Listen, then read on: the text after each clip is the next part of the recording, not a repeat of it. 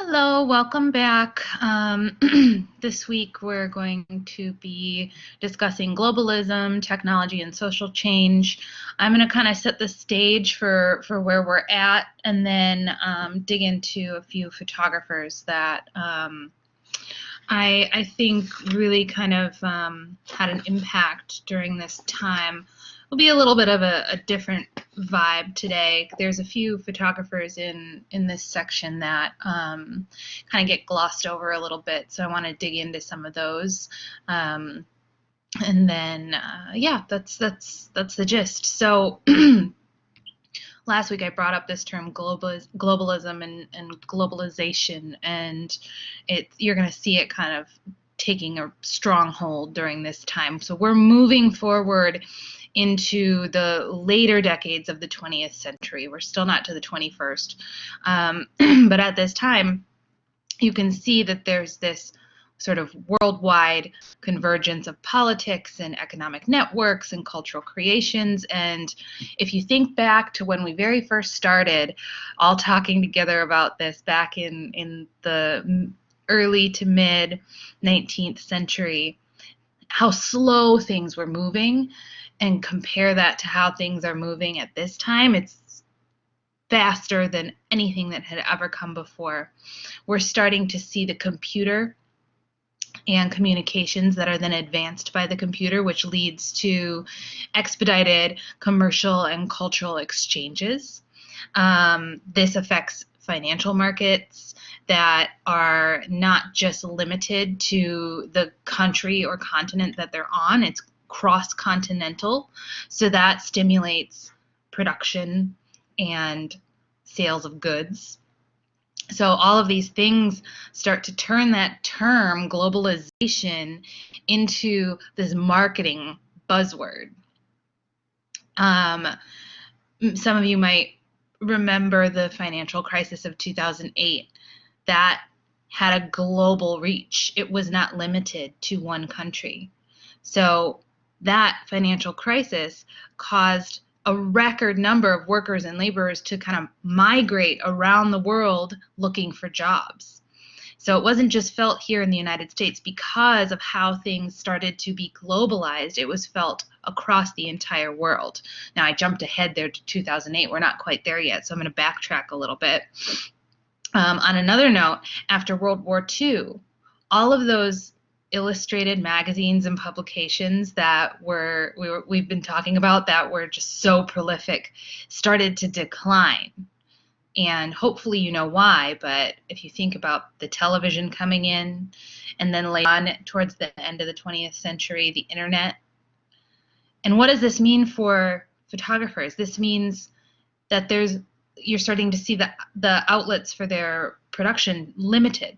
If there's not as many publications and magazines for them to put their photos in, then these photographers who are working in documentary and photojournalistic image making don't have as many places to publish their work, and therefore not as many opportunities to make a living as a photographer. And we have to talk about the editors of these publications as well. These editors would decide which, if any, images were published, not the photographers. So as newspapers and magazines started to call for less and less photographs, we see the rise of the internet, and opportunities to publish photographs online is slowly increasing. And of course, that leads us up to today, where Instagram and anyone can put any photograph on the internet. So you can kind of see how that sort of change is happening from where the publications and the magazines were the place to be, and there were so many of them. You couldn't possibly collect or make a list of all of them that existed in the early 20th century, early to mid 20th century. But then they start to decline. We have the conceptualism movement that I've been talking about that continues to evolve across the world. And just to recall some things that I discussed last week, it's got this emphasis on the art as the idea. And that continues to be expressed across artistic media platforms to this day. Conceptualism is the main driver of art making. So let's think about conceptualism as an attitude about the function of art as opposed to this very clearly identifiable style. For example, artists no longer had to be defined by barriers of their medium. I said this last week. For example, sculptor, painter, photographer. Rather, they would simply say, I am an artist. And then they would choose which medium would best convey their message and use it as a vehicle to do so. So the first photographer I want to talk about is the German photographer Andreas Gursky. And a lot of Gursky's work shows how the architecture within buildings has been affected by globalization and its impact on the people of the world. And he makes these very large-scale photographs of contemporary public buildings. For example, we have he has a series of photographs about different stock exchanges across the world: New York, Chicago, Hong Kong, and these these images are on a massive scale, and I'll get more into that in a minute, but you can sort of, just looking at this, you can feel the chaos and you get a sense of like the insanity that's ensuing here. Gursky studied with Bernd and Hilla Becker, and although their images seem a little less massive and intense, you can kind of see their influence on his work, and you'll probably see it a little more as I flip through some of these images here. But their images have this like sort of odd sense of glamour, and they're very ominous, and his work involves those themes as well, the glamour and the ominousness of everything. So as I said, his subjects were almost always architecturally based. It would be big hotels, office buildings, like I said, stock exchanges, any place that not only was the architecture incredibly striking, but these places that cater to global capitalism. Now, I said his pieces are huge. They're massive. They're sometimes 10 feet wide. And what he's doing with that is he's trying to reflect the size of really large-scale historical paintings, and he's using very vivid colors to do that as well. A lot of his images are computer modified, and he does print them with the aid of computer software. But before the 1990s, he wasn't digitally manipulating his images. He was doing everything sort of analog, because it just wasn't easy to access digital imaging, and it wasn't cheap. So prior to the 90s, he wasn't digitally manipulating anything. But in the years since then, he's been really frank about his reliance on computers to edit and enhance his pictures, and creating an art of spaces larger than the subjects photographed. I like to share always this this quote from this gentleman who speaks about his experience when like confronting or being confronted by one of Gursky's very large works. And I'll read this quote to you. He says, "The first time I saw photographs by Andreas Gursky, I had the disorienting sensation that something was happening to me, I suppose, although it felt more generalized than that. Gursky's huge panoramic color prints, some of them up to 6 feet high by 10 feet long, had the presence, the formal power, and in some cases, the majestic aura of 19th century landscape paintings, without losing any of their meticulously detailed immediacy as photographs. Their subject matter was the contemporary world seen dispassionately and from a distance." And I think that's just like a really exciting way to kind of describe your experience with some of these photographs, because honestly, like me showing this to you on a screen is just, you cannot understand the impact of the scale of these pieces. And then, you know, to think about the fact that he's purposefully making them in this way to confront globalism and capitalism is just, you know, makes them all the more sort of ominous. But you can kind of see that the perspective in a lot of his photographs is drawn from this elevated vantage point, this position that enables you as the viewer to encounter scenes kind of encompassing both the center and the periphery, which are ordinarily kind of beyond one's reach. So he's showing you these things from a perspective that you wouldn't normally see them from. And again, this sweeping perspective is linked to his engagement with globalization. So, as I said, he is always drawn to these very large, seemingly anonymous man-made spaces, and other ones that he photographs that I haven't mentioned are these like sort of high-rise building facades. He'll do office lobbies. Sometimes he'll go and do the interiors of like big box retailers, something like Costco or things like that. He has this other series called Dance Valley. This is a festival photograph. This particular one was taken near Amsterdam in 1995. And what we're looking at here is all of these festival attendees watching a DJ stand in this very large arena. They're under all these strobe lighting effects. The smoke that you see kind of pouring over the audience there, it kind of resembles this human hand, and seems like it's holding this crowd in a way. After Gursky finished making this print, he said that the only music he listens to now is trance music, because it's got this symmetry and simplicity that kind of echoes in his own work. So while it's playing, he sort of feels like he's moving towards this deeper, more kind of visceral emotion. He also has a lot of these images that are done in supermarkets. Some of them are called 99 cent, but there's a whole bunch of these. I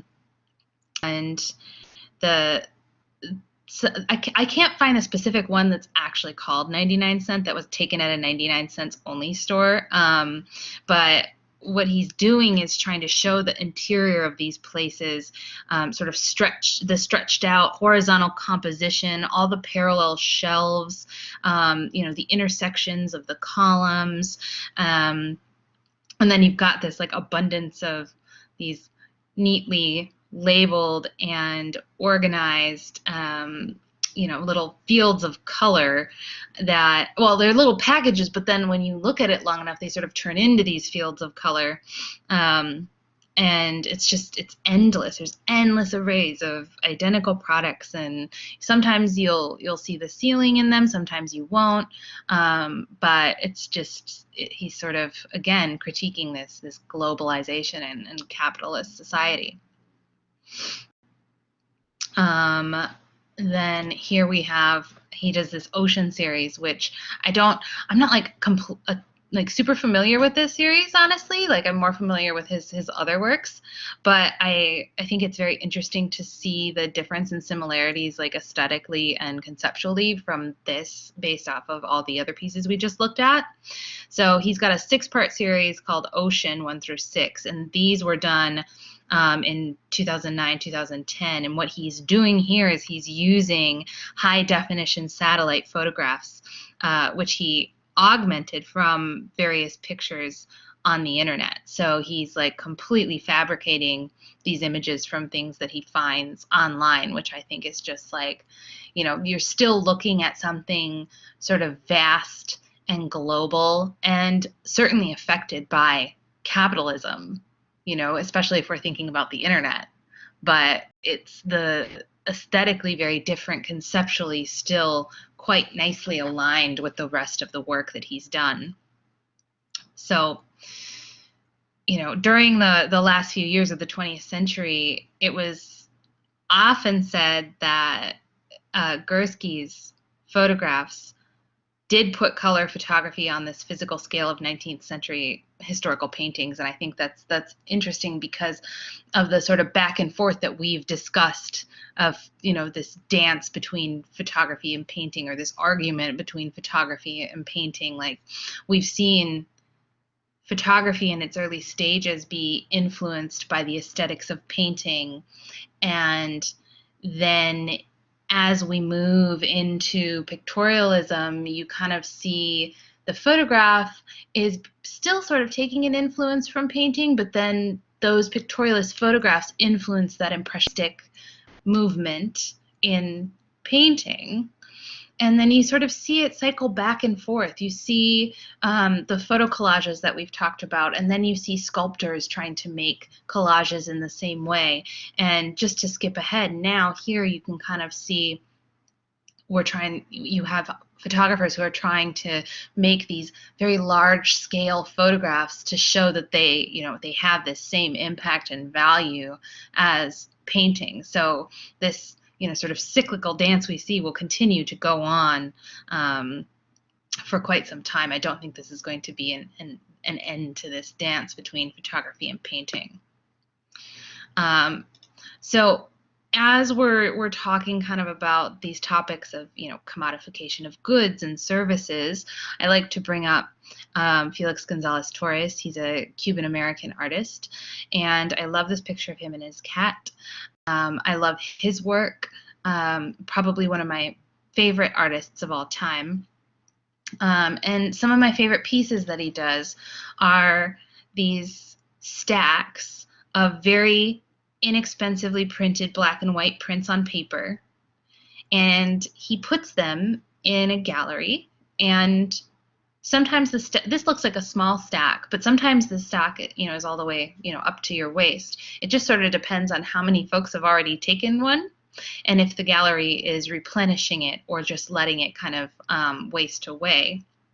But you're allowed to take a piece of this, and that's a really exciting thing, because you're not ever allowed to take anything from a museum or a gallery, and likely none of us can afford to purchase anything in a museum or a gallery.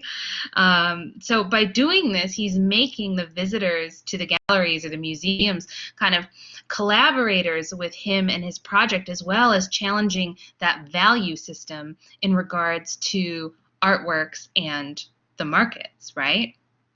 If he's allowing us to just go and take this, then what's the value of it? But really, it's about accessibility and his sort of purposeful effort to challenge this. Now, he does so many different versions of these stacks, the print on paper, endless copies. And here he's saying 8 inches at an ideal height. He'll have different heights for different versions of this. But for this particular one, you can see that it's clouds, right? And he's calling it an apparition. But he uses clouds here because he's referencing Alfred Stieglitz's equivalence series, which at this point I can't remember if it's about or not, but it was discussed in your textbook. But the reason that this is important, because if you recall when you read or when we talked about the equivalence series, these are Stieglitz's response to critics telling him that his images were well done because he had special access to great subject matter. So basically they were telling Stieglitz that he was only a good photographer because he had access to things that other people didn't have access to, which is kind of BS. But by Stieglitz using the clouds, he was able to show everyone that clouds are freely available to all photographers, right? So he's making work that's just as successful and well done as his other works, but he's using something that any photographer has access to. And so that's that relationship of accessibility, right, that Felix Gonzalez Torres is trying to do in his Endless Copies piece. Specifically the one, it reaches across the board with any of his Endless Copies pieces, but specifically the one with the clouds is a direct reference to Stieglitz's equivalence. Now I want to talk a little bit about another one of Felix's works, one that is not a photograph, but rather an installation that is also a collaborative performance with visitors to the galleries or museums that house the work. So some of you might be familiar with this piece because it does make the rounds at a lot of museums. So you may have been to the Art Institute or another city museum that has hosted this before. But if you haven't, then, or even if you have, you might not know sort of the history of this or the conceptual foundation of it. So I really love to talk about this piece. But it's called Untitled Portrait of Ross in LA.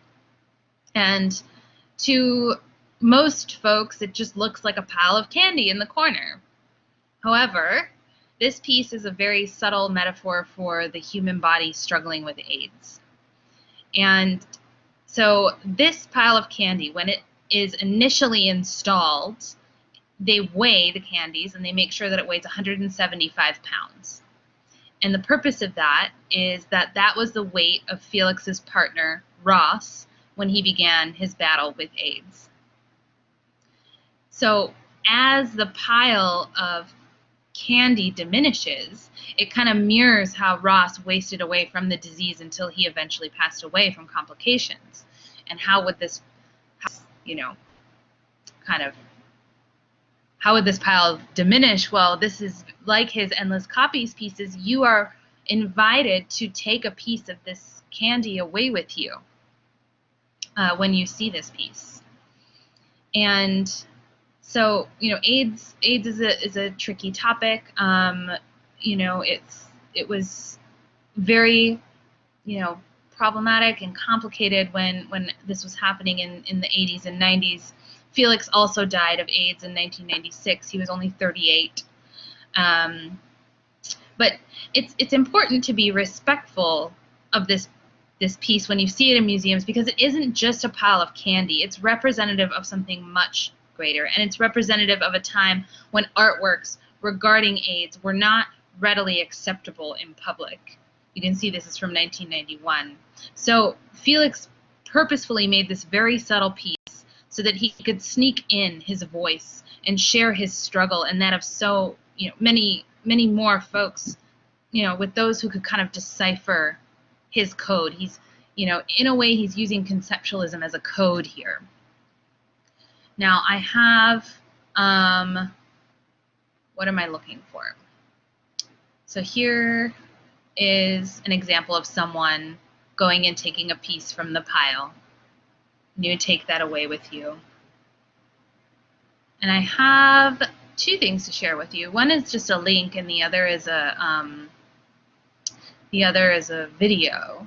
But let me find. Okay, I'm going to stop the slideshow and do the share screen. And here we go. So this is an article that kind of talks about the installation where they want you to take candies and not photos, because a lot of people go in and see this piece and they are like, oh, what a great Instagram opportunity. They don't even read the didactic here that tells you what's going on. And there's a picture, or there was a picture, I guess. I don't know where maybe they changed it. There used to be a picture on here of this guy sort of shoving his hand into the pile and smiling and being very silly with it, and that's just sort of, it's not intended to really be an Instagram opportunity. It's intended to be this very dramatic and significant piece that speaks to, this disease. So that's, if you ever see this piece in a museum, yes, obviously photograph it, yes, post it on your Instagram, but understand sort of the seriousness of it, and that it's not just a excellent Instagram opportunity. But anyways, I have this this video that I like to share that is it's a gallerist kind of comparing two different types of work. We're comparing Felix Gonzalez Torres' work, The Portrait of Ross in LA, which is about AIDS, and then he's comparing that to David Wojnarowicz's photographs.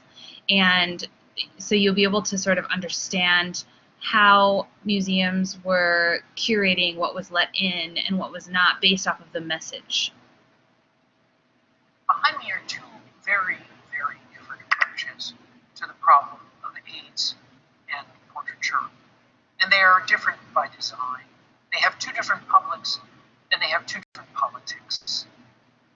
Over my shoulder is an image by David Wojnarowicz, the great activist artist, who in this instance literally found a patch of dry ground, excavated a trench, buried his own face, and shot himself as if in a grave.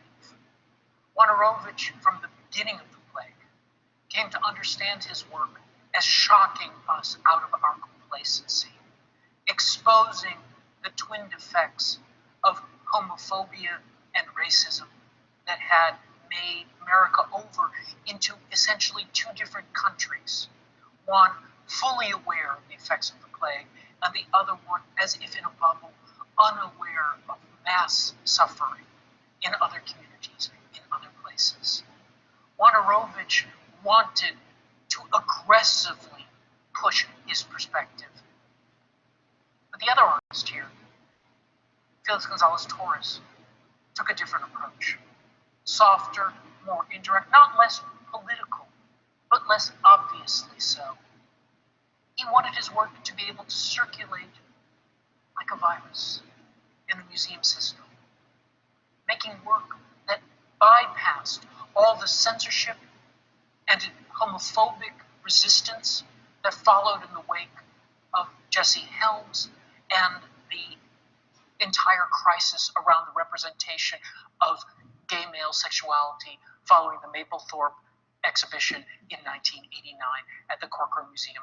That exhibition was finally pulled under pressure from Congress. And so in 1989, Wojnarowicz and Felix Gonzalez Torres understood two different political paths. For Felix, it was more important to get the work to the museum and to speak indirectly to the issues at hand. In offering us, as he does here, a portrait of Ross in LA, his partner at his healthy weight of 175 pounds, Gonzalez Torres gives us an emblem of the AIDS crisis that works subtly. When we put that candy in our mouth, we participate in the diminishment directly and personally of his partner. We also engage in the Catholic ritual of communion. And we also potentially take contagion into ourselves. In an era which cleaved gay from straight and even more powerfully AIDS from non-AIDS. This is an image that brings us close, brings us into contact, makes us realize that we are the cause of his partner's diminishment. But this picture, instead, doesn't want to operate in indirect terms. It wants to scream. Its keynote is rage and horror. And that, ironically, even decades after these works were made, still resonates so powerfully that one of Wojnarowicz's works was excised from this exhibition following protests, making clear the degree to which his modality, his aggressive, in-your-face activist art can still offend the powers that be. Okay. So you can kind of see the difference between the subtlety of how Felix Gonzalez Torres was working versus David Wojnarowicz's work. And,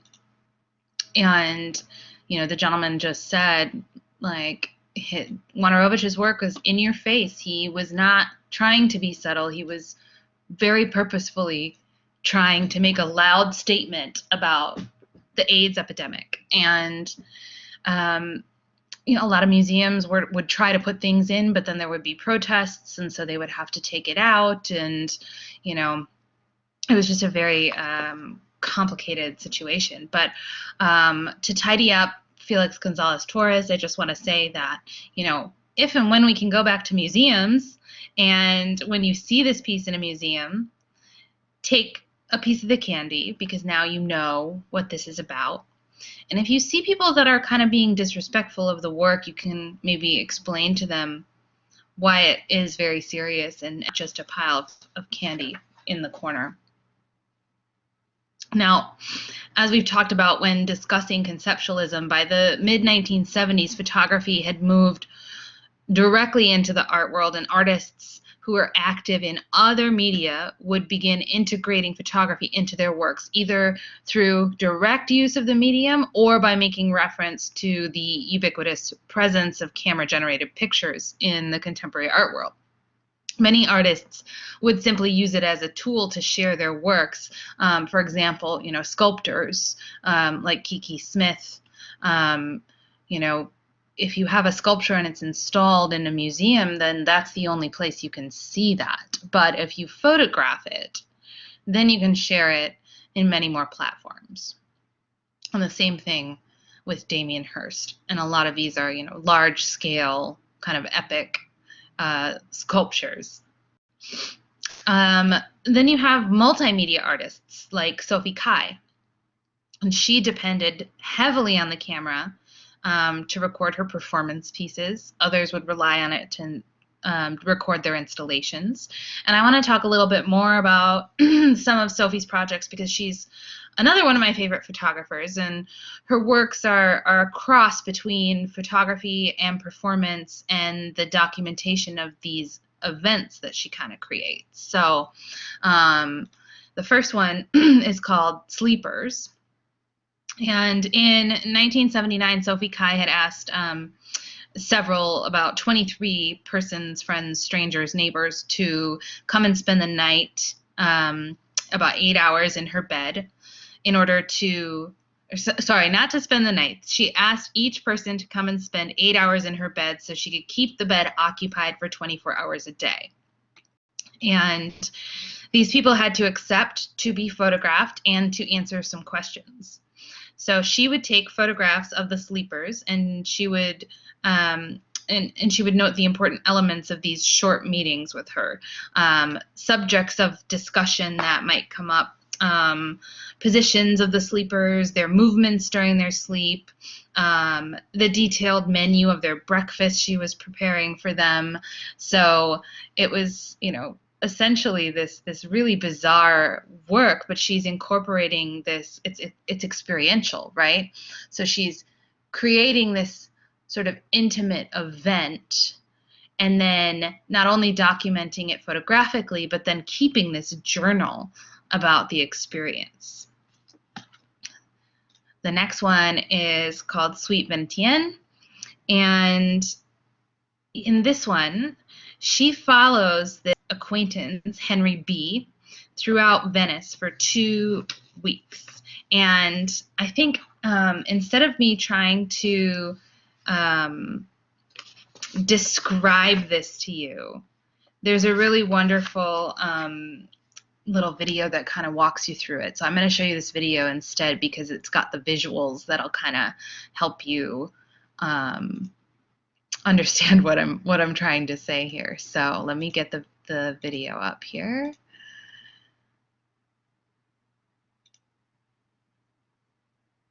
I think it's this one. Yes, it's this one. Okay, here we go. It all started by accident. I'd been away from Paris for 7 years. And when I came back, I was lost. I had no friends, no place to go, no memories. After a period of inactivity, I went out into the street and wondered where all these people were going, what they were doing when they weren't working. So I thought I'd follow them and see, and by doing so, rediscover the city through their journeys, their desires, and their energy that I was lacking. I chose people by chance. A woman whose bag seemed too heavy, another woman whose coat I liked the color of. I really got into it, and I started wanting to photograph them and note down what they were up to, but just for me. There was no artistic aim. Then, one day, I followed a particular guy, and that gave me the idea of taking just one person and following him. I lost him early on in a department store. And that evening, I saw him again at an opening in a photo gallery. So I took it as a sign and decided to follow him. At the gallery, I overheard him telling a friend that the following month he was going to Venice. I decided to go too, and I started my investigation. I went to the police and called up all the hotels in Venice to try to track him down. I had my camera and a little dictaphone into which I recorded the name of the street where I was, what I was feeling, things about him, my fears, and so on. I photographed the streets he walked down, and I tried to take the same photos of the buildings he took. I photographed our mutual journey.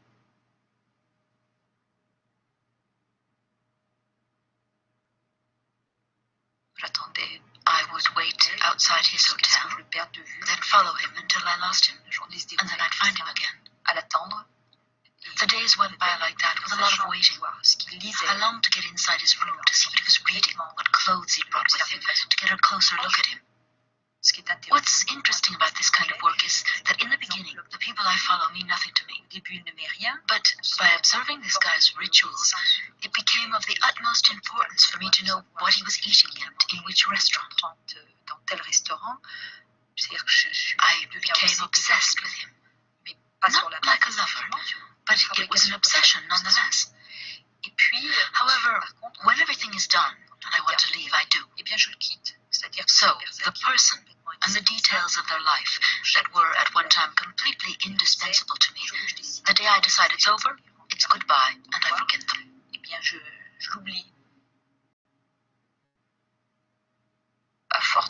After following the guy in Venice, I wanted to turn the idea around. I wondered what it would be like to be followed myself. So I decided to hire a private detective to follow me. A little before, I'd been seeing an older man. So I asked my mother to go to the agency and pretend she wanted to make sure I had stopped seeing him. And she hired a detective to follow me. Later, she received photos of me and a written report. And during the time he was following me, I kept my own record. I wrote down everything I did and why. It resulted in a double portrait. My day is seen by me and is seen by the detective. It was a kind of game. When I saw the contact sheet and the photos, I got very excited. They were both beautiful and amusing. When he photographed me and I was actually with a man, for example, the photos were slightly out of focus. You couldn't really make out the man. And I loved his vocabulary. Subject does this, subject does that. In all these projects, I never know the outcome. He could have sent an unreadable or boring report or bad photos. But when I received his material, I knew it had worked.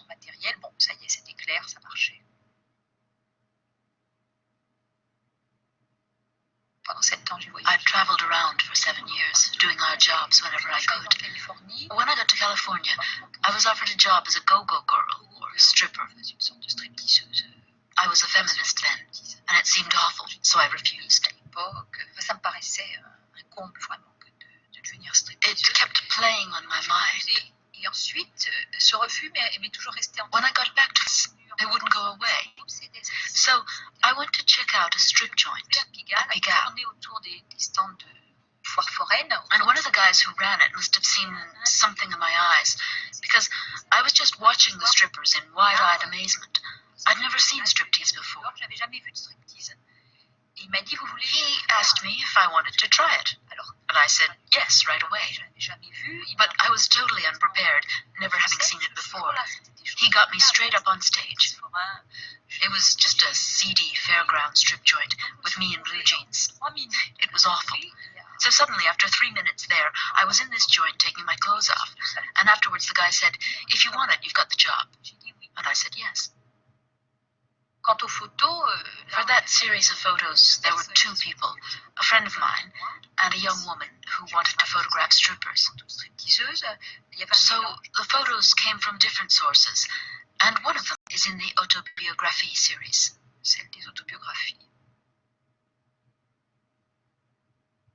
Les histoires vraies, or true stories, are little autobiographical stories from what I consider key moments in my life. comme des moments clés. C'était It l'anniversaire. was my friend's birthday, Je voulais lui faire and I wanted to give him a present, but I didn't have any money to buy anything. So I wrote a little story. J'ai fait un Polaroid. I took a Polaroid snap to prove it was true, like I usually do with photos. Then I made a little book, 10 centimeters by 8, with 6 or 7 stories. Avec une dizaine de petits Just 10 Polaroids. Polaroids and a few sentences.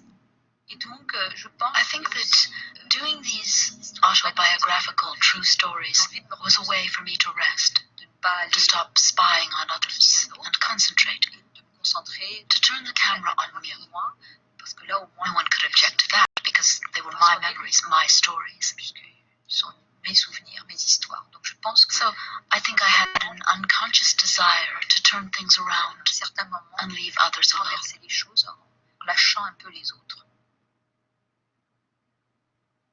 C'était mon lit. It was my bed. J'ai dormi jusqu'à The one I slept in until I was 17. dans une chambre qu'elle avait. Then my mom put it in a room which she rented out. On October 7th, 1979, the tenant burned to death in the bed. Les pompiers ont The firemen threw the bed out of the window, and for 9 days it stayed in the courtyard below.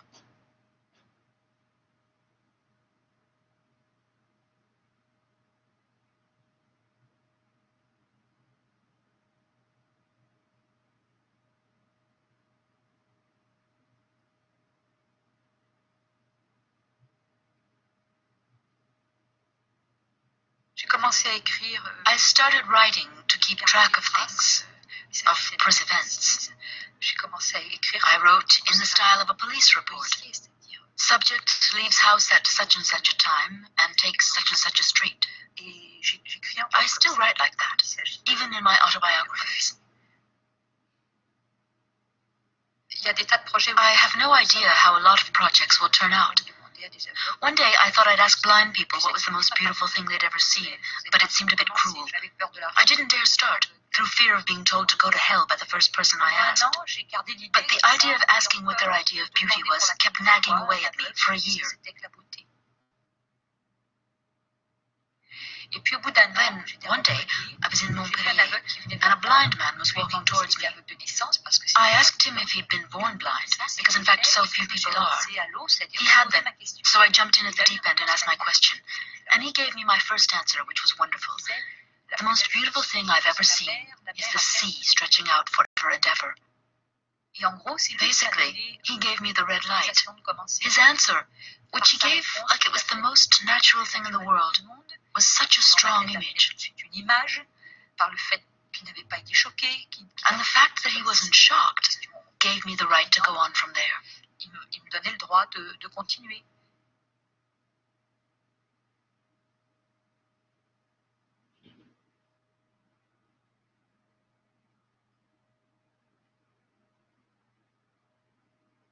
Dans beaucoup de mes projets. In many of my recent projects, I don't even take the photos myself. If it's linked to a performance, like following someone in the street, I take them. And I took the photos of the blind. But if there's no performance, then I just take a bad snap with a Polaroid. I note down what I want, and I ask someone else to do the same photo, only in focus. I prefer that. There's more chance of getting a good result.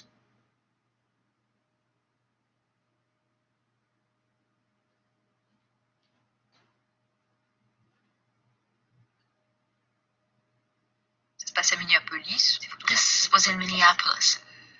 They're photos I took of a bank securities videos. I'd become friends with a private detective who had these cassettes of people withdrawing money from the automated tellers. They're done with time-lapse film, one image per second, I think.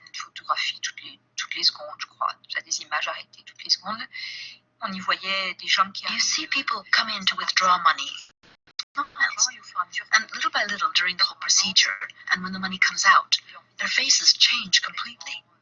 Ce qui m'a What I like about these photos is that there are people alone with their money. It's almost like being in a confessional box. So I got a hold of these cassettes and I took Polaroids of them. And this was the first time that I had the pictures but no ideas. All these people in the dark, their faces and outlines, and I didn't know how to use them. Usually I have the idea and then get the pictures, but this time it was the other way around.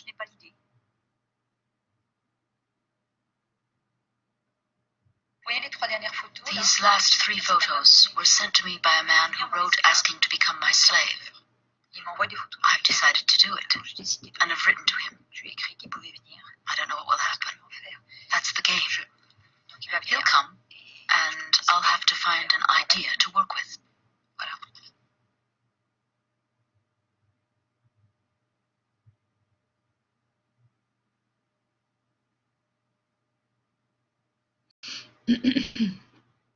Okay, so that was not just about the detective projects, but about all of her projects, and you can kind of see the sort of core of her conceptual practice, right? She's interested in these sort of, she's somewhat of a detective. She's creating these mysteries or these games for herself to kind of solve and play at. And there's just something so fun about it all, even though, like, is it weird that she's like stalking these people and photographing them? Probably. She says it herself. She's obsessed, but not in a way that could be taken as she was, as if she were like compromising any ethics or anything. So I have a couple excerpts from the Suite Venetienne here where she's, taking the photographs and following the man around. And here's one where, she's confronted here and he puts his hand up. I can try to read this. No, I can't. It's too small. But anyways, maybe you can see it on your end, but there's excerpts of this online that you can kind of read some of the writing. It's been translated to English. The last work of hers that I want to share with you is it's called Address Book. And so in the early 1980s, Sophie finds this address book in the street in Paris. And before mailing it back to its owner, who was a filmmaker called Pierre D., she photocopied the contents and then proceeded to call every person listed in it to ask questions about him. And she says, I will try to discover who he is without ever even meeting him. And I will try to produce a portrait of him over an undetermined length of time that will depend on the willingness of his friends to talk about him and on the turns taken by the events. So she turned her encounters with all these people that she called into short pieces, which she published almost daily over the course of a month in a newspaper called Liberation. So when Pierre D. discovered what Sophie Caille was doing, he threatens to sue her for invasion of privacy. And so she agreed not to republish the work until after his death. And now he has passed, and the book is available to purchase, and it gives you this chance to peer into the life of Pierre D. as interpreted through these interviews that Sophie Caille had with all of these people from his address book. So I have also a link here to an excerpt from the address book. Let's see, here we go. Oops. Is it working? Yeah, okay. So, oh, it's not gonna let me go in? To continue reading while using an ad blocker. All right, I will turn it off. There we go. Let's refresh. All right, here we go. So, so many pop-ups. Okay, this is not working. All right. Anyway, so I'll try to read this the best that I can from the weird thing that's happening on this screen right now. But here we have a photograph next to some writing that she's done, and it says Saturday, Paul B. And she notes the time that she spoke with him, 12:30 to 1:30 p.m. He agrees to meet me in a cafe in Barbès. I disclose the identity of the man with the address book. Paul does not ask anything and talks to me about Pierre. I haven't seen him for a long time. I met him at the film magazine where I worked. At the time, he was passionate about cinema. He wrote very dense theoretical texts, which in hindsight were very good, a bit obsessive. He had an expertise which we didn't manage to put to use, which was his interest in burlesque film. 2 or 3 years later, he was suspected of having maintained links with the Communist Party, and he left the magazine. He left in the traditional manner, complete with a letter explaining his disagreement. This move must have been traumatic in his life. I don't know how he came out of it. That is all, as far as the small piece of history I shared with him is concerned. And then that's what Paul B says. And then Sophie goes on to say, I learn that Pierre must be between 30 and 35, and that in 1972 he made a short film. Very good, adds Paul. He is extremely intelligent. He is a real character, but he did not know how to sell himself. It is as a character that he failed. Paul remembers a journey they made together in Algeria to show films, crossing the country by car and returning by plane. Pierre had said to him, stay here, don't leave me, I get scared in planes. Another thing had struck Paul. Pierre had written on the envelope of the letter he was sending to his parents, Charles's D, and their address. Have they seen each other again? Yes, by chance. The last time I saw him, I found he had aged prematurely. He had white hair. What image does he have of him? The image of a child forgotten in an airport. So, sorry that was so difficult. This was supposed to, I've never had that happen before. It's always just showed up for me. Anyways, so she does this for the whole address book, and it's quite lovely. Here oops, that's not it. I probably could have read it better from here because that's the exact same one I just read. But anyways, she does this for the whole book. All the people that she calls, she interviews, and these excerpts had originally been published in the newspaper. But it's another sort of controversial thing. Like, is she invading privacy? Like, is it a bad thing that she's doing it? But we're always so curious about other people, and if you have the opportunity to, and you're not intending any harm, then why not, right?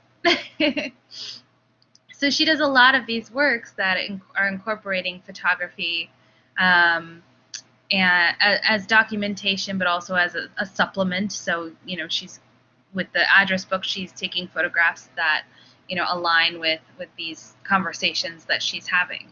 So that's Sophie Kai. I love her. Next, we have Adrienne Piper, and she's another one that your book just kind of like gives a blurb and a photo on and doesn't say much about, but she was also very influential during this time. And she's a multimedia artist, so again, she's working with performance, installation, and video and photography. So a conceptual artist using all of these different things to send her message. So the piece here is from 1990. This is Piper's effort to suggest that the public regularly denied the violence against protesters during the American Civil Rights Movement. And then here, she's superimposing red-lettered captions on news photographs and including a line drawing up in the upper right-hand corner of the monkeys who, the popular saying, see no evil, hear no evil, speak no evil. This is the one that I think is in your book, but they barely even talk about it. Before this piece, in the 1970s, Piper had started this series of street performances under the title Catalysis, which included these different actions she would make. Sometimes she would paint her clothes with white paint and wear a sign that read wet paint. And then she would go into the Macy's department store to shop for gloves and sunglasses. In the image here, you're seeing her, she's shoved a huge white towel into her mouth and she's riding the bus, the subway. She'll go up and down the Empire State Building elevator. Other times she'll douse herself in a mixture of vinegar and eggs and milk and cod liver oil, and then she'll spend a week kind of moving around New York's subway and bookstores. So these catalysis performances were meant to be a catalyst that challenged what constitutes the order of the social field, like at the level of dress, sanity, and the distinction between what is a public and a private act. So, you know, she was being like pretty hyperbolic with these things, but also trying to address some, you know, very serious issues, social issues. In her Mythical Being series, she started this in 1973, and that's her. She would dress in an afro wig and a mustache, and she would perform publicly as third world, working class, overly hostile male. And you know, a lot of her work is dealing with issues of passing and racism in the United States. For example, we have her 1986 work, Calling Card, and this is a card that she would give to call out anyone she perceived to be white who made racist comments in public. And I'll read this to you. It says, "Dear friend, I'm not here to pick anyone up or to be picked up. I'm here alone because I want to be here alone. This card is not intended as part of an extended flirtation. Thank you for respecting my privacy." So there's that one, you know, for when she's confronted with men. And the one says, "Dear friend, I am black. I am sure you did not realize this when you made, laughed at, agreed with that racist remark. In the past, I've attempted to alert white people to my racial identity in advance. Unfortunately, this invariably causes them to react to me as pushy, manipulative, or socially inappropriate. Therefore, my policy is to assume that white people do not make these remarks even when they believe there are no black people around, and to distribute this card when they do. I regret any discomfort my presence is causing you, just as I am sure you regret the discomfort of your racism is causing me."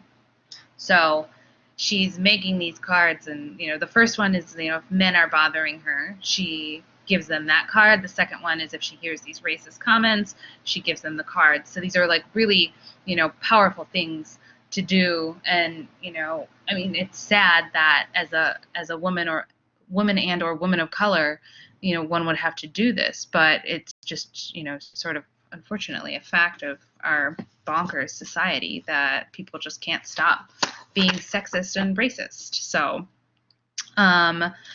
the final piece I have by Adrian Piper is called Everything.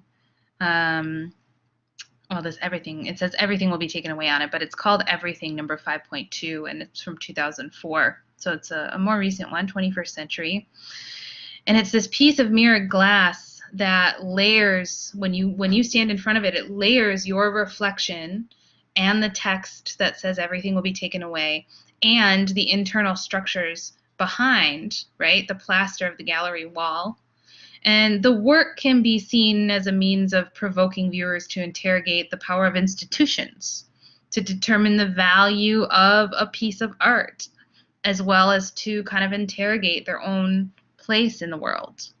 So again, like, you know, she has many, many more works, and I do have a video that I'm not going to show you. I'm just going to put it on the Blackboard because I believe it's like 33 minutes long, but it's like this sort of overview of her work from 1965 to 2016.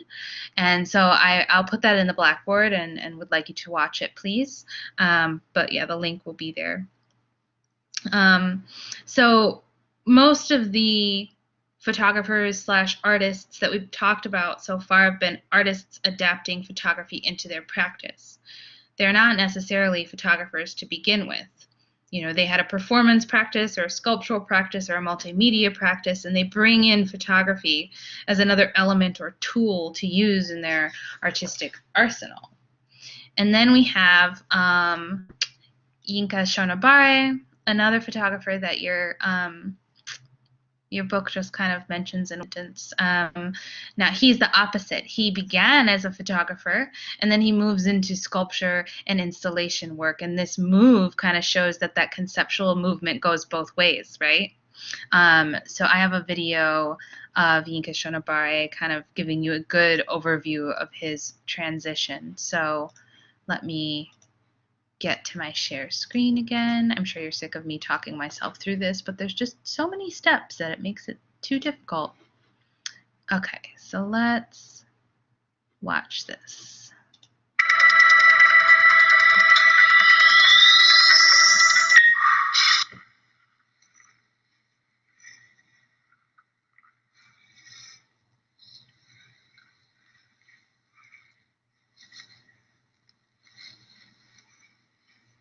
Odile and Odette is based on Swan Lake. The white swan is trying to get married to the prince, and the black swan is the magician's daughter who is trying to take the place of the white swan.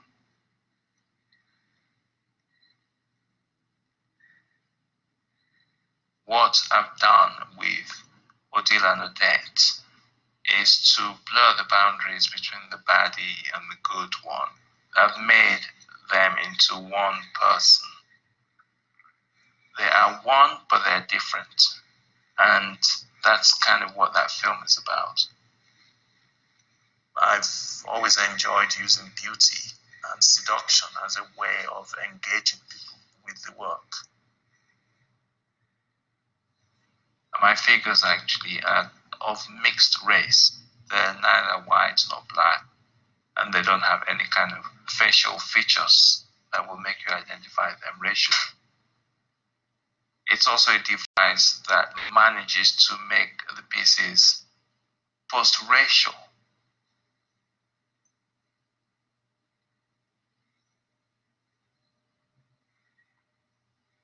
It's also a joke about the French Revolution, when the aristocracy had their heads guillotined.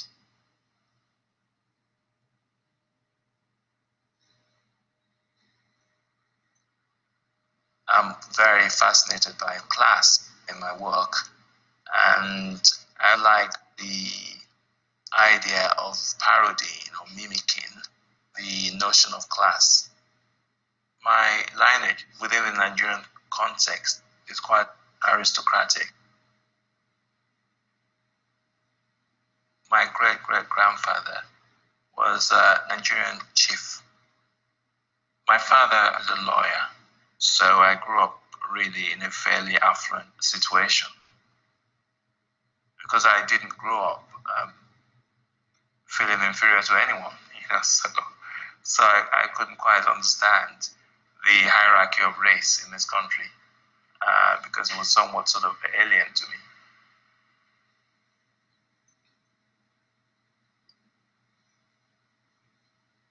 Although the fabrics are associated with Africa, they have their origins in Indonesia. The Dutch started to produce the fabrics industrially for the Indonesian markets, I guess towards the end of the 19th century. The industrially produced versions were not so popular in Indonesia, so they tried West Africa. I like the fact that the fabrics are multi-layered. They have this interesting history that goes back to Indonesia, and then they are appropriated by Africa and now represent African identities. Things are not always what they seem, and and I sort of enjoy working with that.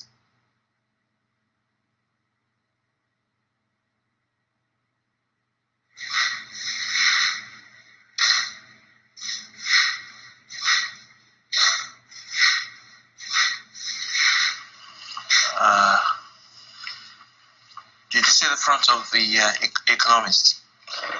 World on the Edge. I'm interested in the architects of the present economic disaster. So I want to dedicate a drawing to Ben Bernanke and Paulson and Milton Friedman. The drawings actually also started as a result of issues around climate change. Climate really is more for me about the zeitgeists, trying to capture the climate of the moment. There are times when I do really kind of objective things. I take things out of magazines or newspapers, but then I do intuitive things alongside that.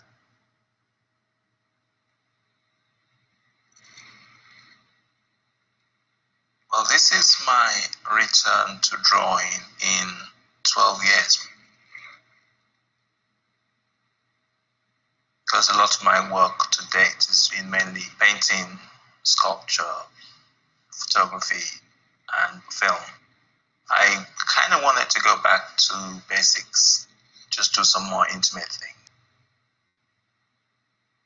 I've decided to use flowers as the starting point. And then against the financial side, literally just use pages from the Financial Times. Those are cut out into flower shapes. And then those are combined with the fabrics, the batik that I use in my work. Those are also cut into flowers. So it's a juxtaposition, if you like, of nature and culture, and just trying to see if the drawings can become more than the content.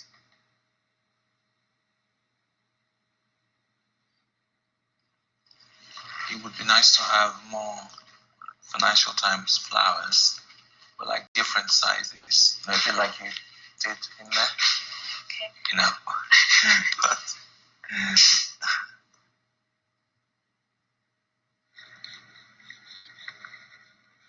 people often ask me, how much work does Yinka actually do? He's quite a conceptual artist, and for centuries, people haven't always made their own work physically. There always have been teams of people that work on them. Working with Yinka, it's quite a creative process to be able to adapt the ideas that he has and insert your own ideas, and he allows for that.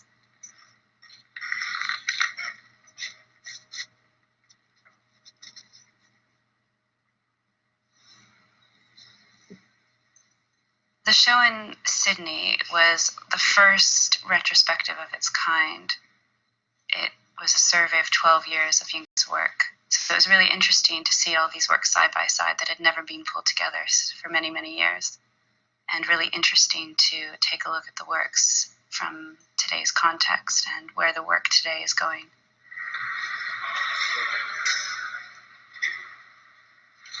Black Gold is about oil. It's literally like a sort of oil splash on the wall.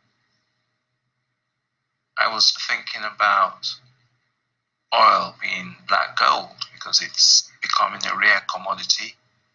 I was also thinking particularly about the oil in Nigeria. Western companies have just totally destroyed the flora and fauna of the area, and the rivers are full of oil, gunk, and it's too sad, it's just horrible. Scramble for Africa is based on a conference that was held in Berlin in 1884 to 1885. The European countries came together to divide up Africa, to decide who would have which trading area. And so I reimagined it with these brainless men sitting around the table, literally brainless, and they're having this meeting and deciding the fate of Africa.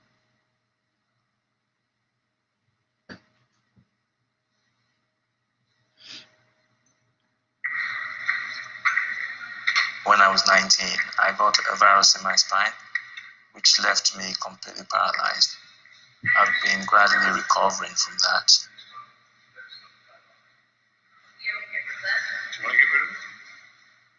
Dorian Gray is probably the point at which I first talked about the ideas of disability in my work. I put myself in the series as Dorian Gray. I was thinking more about my own mortality and my own internal conflicts with various kind of moral issues, personal issues, and the difficulty of living with my own body. Difficulty in relation to my own kind of vanity as well.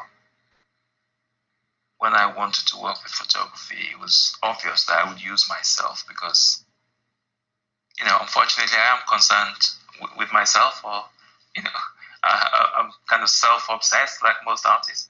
And, so naturally, I started working with myself and using my own body to sort of express what I'm trying to express. I did Diary of a Victorian Dandy. That piece is loosely based on Hogarth's Rake's Progress. It's really about complicity with excess. Power creates excess. And what's my relationship to excess? And how do I play with that? Of course, I could choose to point a finger at it, but I also actually would like to have the trappings of wealth myself, even though I may be criticizing it. Do you know what I mean? So you have to get that feeling, give the feeling that there is light coming from outside. Right. Seeing the early pieces, I can see the journey that I've made to arrive at the later pieces. And it starts to become clear how I actually moved from painting to costumes and then to photography.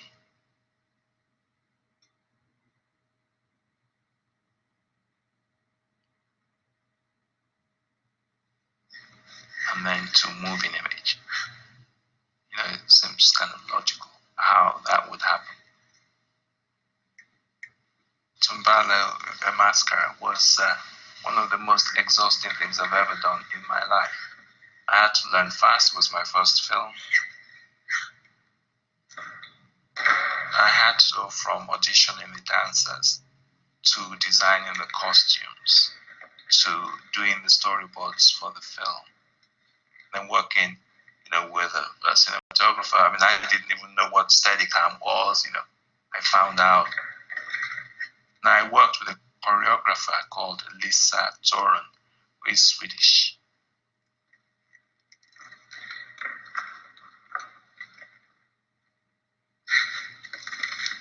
The Swedish king, Gustav III, was fighting wars in Russia and Denmark, and his people were starving.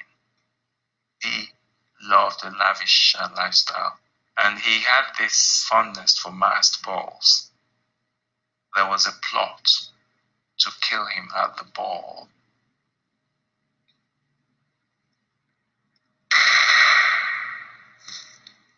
I always imagined I was a very strong political Republican. Republican is anti-monarchy in Europe, so it means that you don't like the hereditary system of kings and queens. Member of the Order of the British Empire is an award of merit given for services to any discipline, really, from science to engineering to charities to the arts. And I was given this award for services to the arts. What I find ironic about it is that actually my work all along has been a critique of empire. So my artist's name now is Yinka Shodibare, MEE, so member of the Order of the British Empire.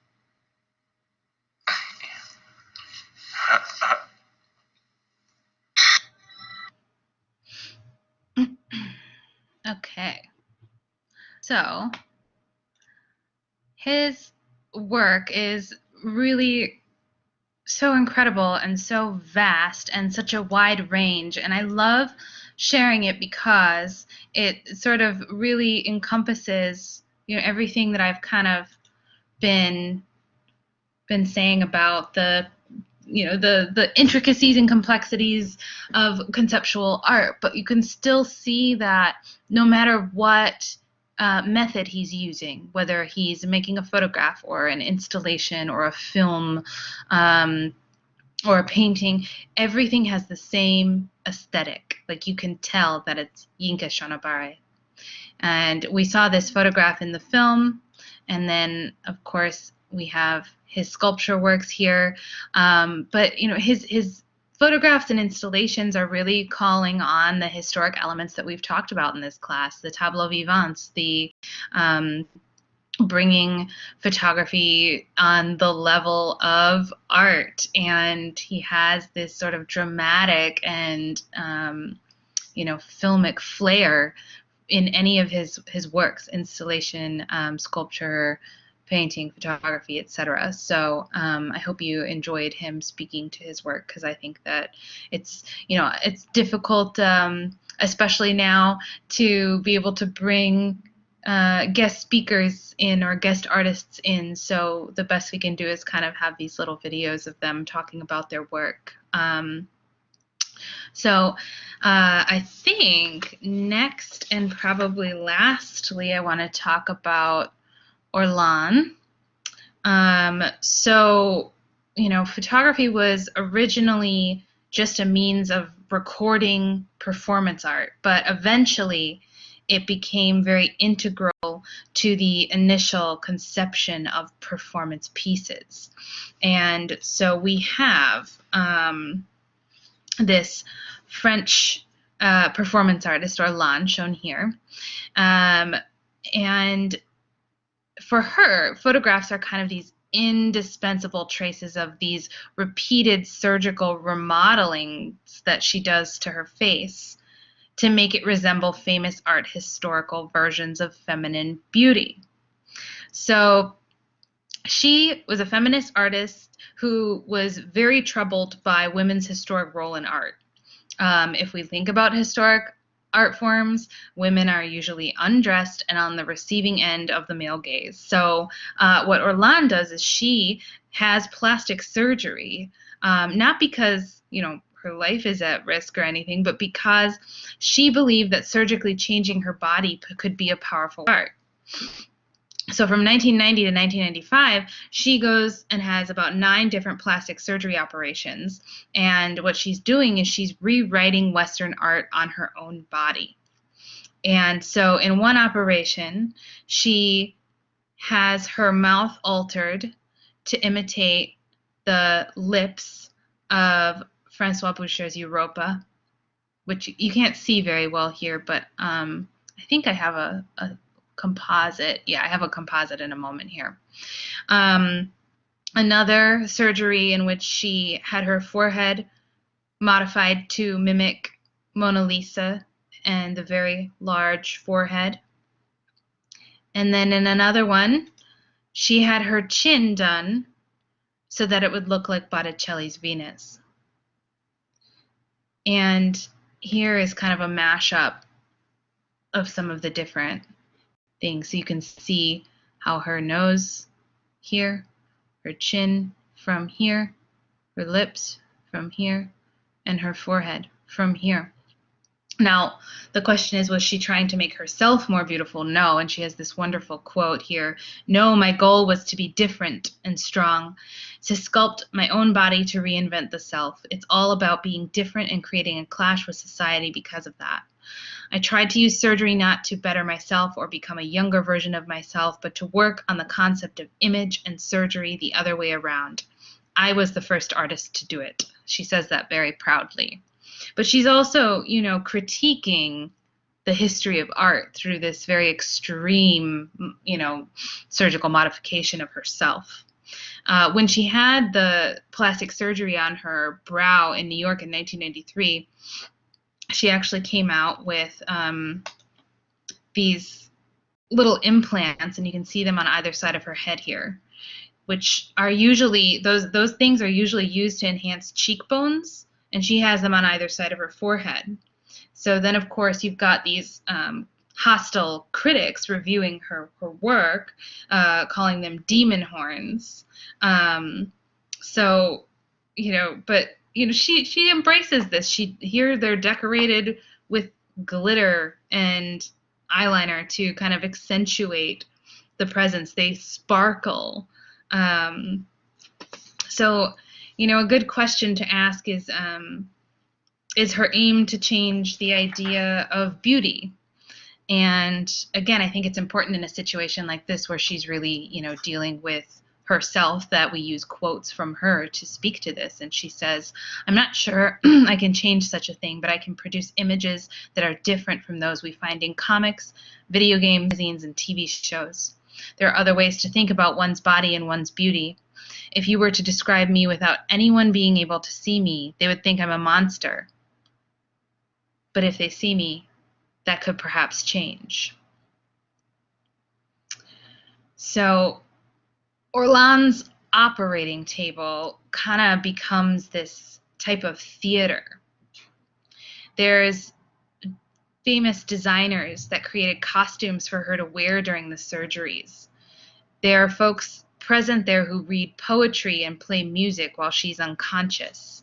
And each surgery was captured on video and broadcast in different galleries, and sometimes, would be sent out to audiences around the world via like live satellite link-ups. A lot of critics sort of describe her as mad. Some have written about her interest in cosmetic surgery as anti-feminist, but it's really not that different than what Joseph Beuys did in 1965 when he painted himself gold and strapped a ski to one foot and sat in an exhibition space explaining pictures to a dead rabbit that he held in his arms, and he called this piece "How to Explain Pictures to a Dead Hare." Now, and so if you think about, this is just one example of like kind of extreme art. So if you think about that and you think about how many others are out there, and then you think about Orlan, she probably seems like quite sane.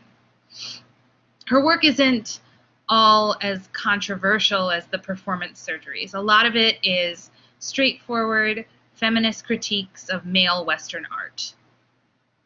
But you also can't deny the fact that some of her work is troubling. There's this. She was doing an interview with this journalist, and the journalist goes to the studio in which Orlan lives with her husband, and Orlan shows her this what she calls a reliquary of flesh. So she keeps material left over from her surgeries in these glass bottles around the studio, and she picks it up and she shows it to the journalist, and she said, "This is my body, my software," and then she laughs about it. And then one time when Orlan was on a TV show, she offered some of her reliquary flesh to Madonna, and Madonna said it was like caviar. She probably eats a lot of it and knows what she's talking about, So, yeah, I don't know. Orlan takes on, she looks the part of this radical artist. She has this kind of Cruella de Vil style hairdo. Here, I'll go back to this photo of her. You can see the influence there. She always wears kind of wild spectacles. She wears funny tights, all different colors. But, still, it's fascinating to think that, just because she's doing the surgery on herself, folks are criticizing her for it, but it's her choice to do this, and she's doing it again as this critique of the male-driven Western art. So, she is a sensationalist with all of this. I will say that. And she honestly, like, now she hasn't done, surgery for some time, but, she always kind of rotates through these different styles of working. And she says this, I have this great quote. She says, "Everyone's scared of genetic DIY.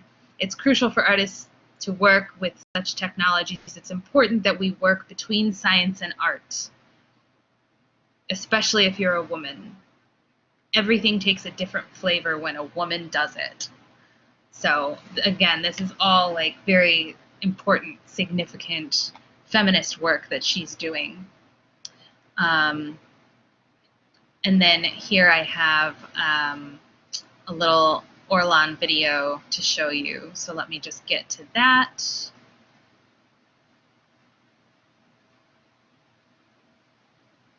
So here, it's just 2 minutes long. It's just like a quick excerpt of one of her surgeries.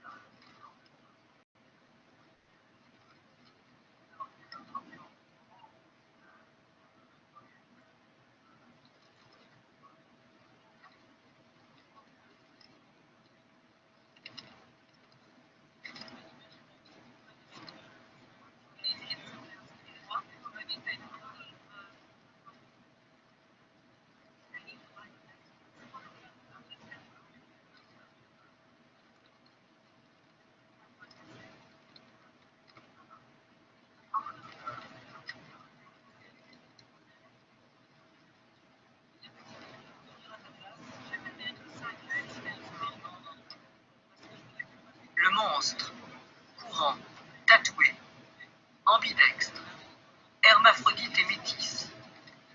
Que pourrait-il nous faire voir à présent, sous sa peau? Oui, le sang et la chair.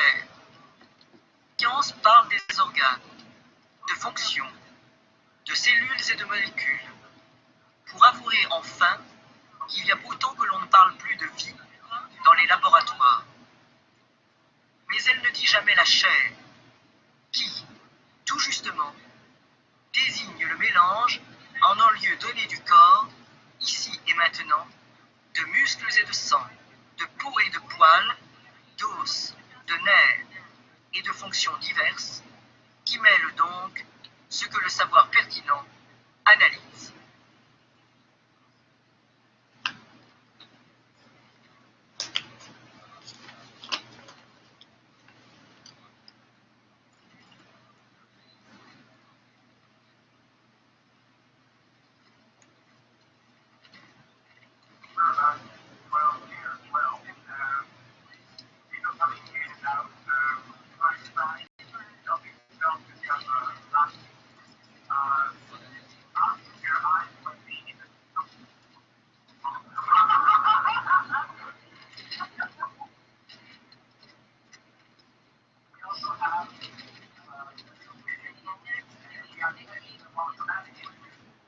Okay. So, that looks good. I haven't seen that one before. That's an hour and a half long. But you can see here, there's all kinds of, well, with the exception of some of these, there's all kinds of different videos on Orlan. So if you're intrigued by her, I highly recommend watching some of them. I apologize for anyone who hates needles. I kind of forgot that at the end of that, they stick needles in her face. So my sincere apologies for that. However, that does bring me to the end of what I wanted to talk about today. I wanted to keep today a little light. I feel like sometimes we go so heavily into all these different aspects, and while it's important to do that because photography and its place in our society and photography and sorry, not society and politics and all of those good things is very significant, but sometimes I think it's just good to kind of dig into a couple photographers, and then you can kind of use what you've learned from them and apply that to how you're sort of interpreting this time in history. So again, just wanted to change it up a little bit today, but that's all. Thank you, and as always, the links will be on the Blackboard in your watch folder, along with that the Adrian Piper that I didn't show because it was like 30 minutes long. So I think this was a little shorter this time, so hopefully you'll feel inspired to watch the Adrian Piper it's they conference, but it's really just these folks talking about her work and showing a lot of it. So, so yeah, that's that. Take care.